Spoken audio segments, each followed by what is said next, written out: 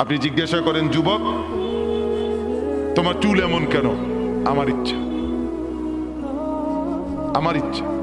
বাবা তুমি দাঁড়াইয়া পেশাব করো কেন? আমার ইচ্ছা।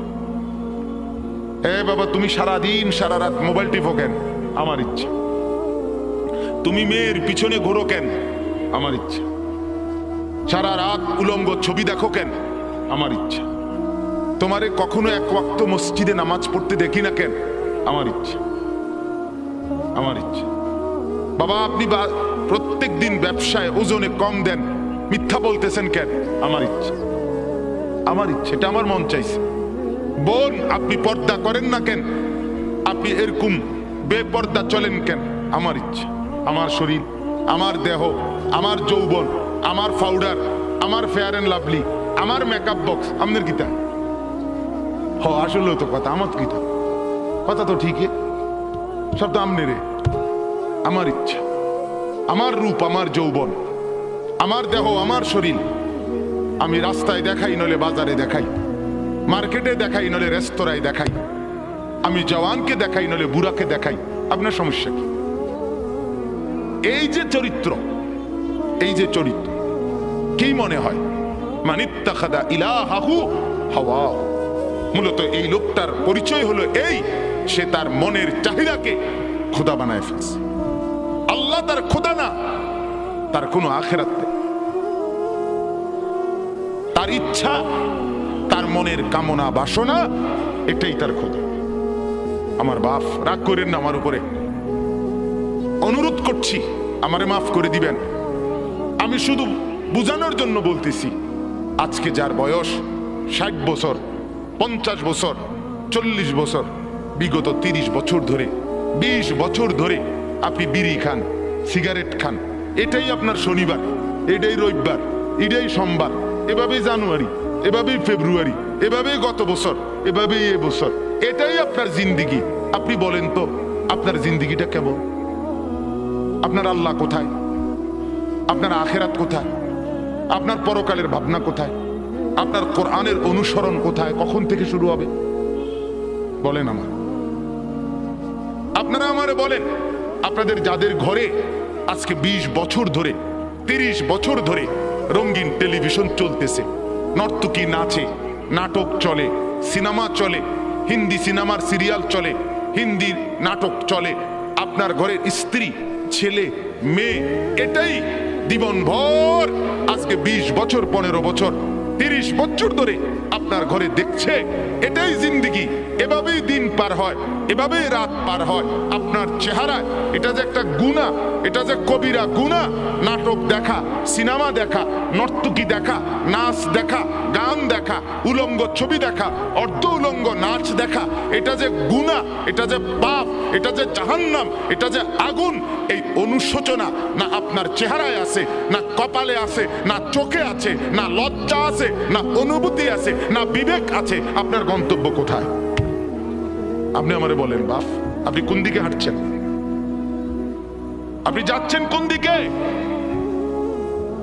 আপনার খোদা কে বলেন আপনি? আপনার আল্লাহ কোথায়? আপনার আখিরাত কোথায়? আপনার কবর কোথায়? আপনার মৃত্যু পরবর্তী ফিকির কোথায় বলেন? স্ত্রী সন্তানকে কিসের উপরে রেখে গেলেন? ছেলে মেয়েদেরকে কি বুঝাই দিলেন?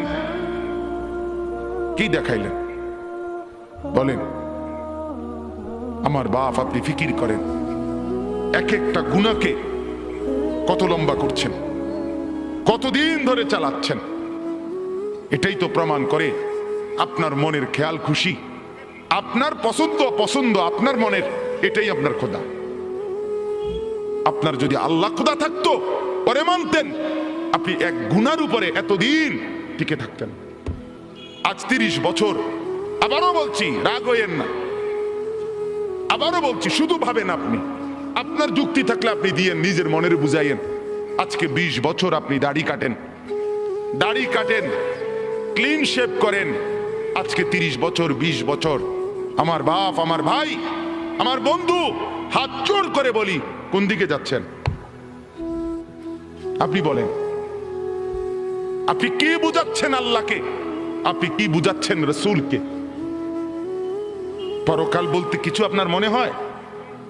আখিরাত বলতে কিছু আপনার মনে হয়? আপনি বলবেন হুজুররা দাড়ি ছাড়া আর কোনো ওয়াজ নাই? হ্যাঁ আছে তো, আরো ওয়াজ আছে, বাকি এটা কইয়া সারিয়ার পরে এডি কম আছে, আমিও কই আছে। হ হ আপনি বইয়ে ন অপেক্ষা করেন, আর কইতে আছি তো।